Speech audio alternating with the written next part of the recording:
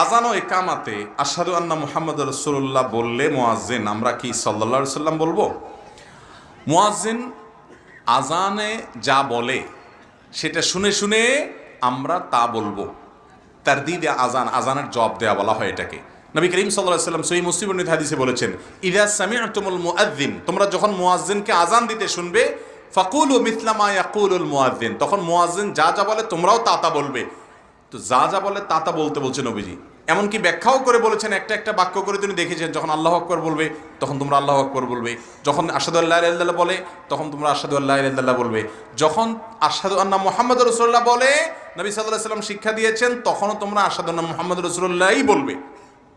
সাল্লাল্লাহু আলাইহি সাল্লাম বা দুরূদ পড়বেন আজানের শেষে, আজানের জবাব দিবেন তখন দুরূদ পড়বেন, কিন্তু ওই মধ্যখানে দুরূদ না, ওখানে আশহাদু আন্না মুহাম্মাদুর রাসূলুল্লাহ বললে আপনিও সাথে আশহাদু আন্না মুহাম্মাদুর রাসূলুল্লাহই বলবেন। অনেকে এটা জানে না, আশহাদু আন্না মুহাম্মাদুর রাসূলুল্লাহ বললে কি বলে?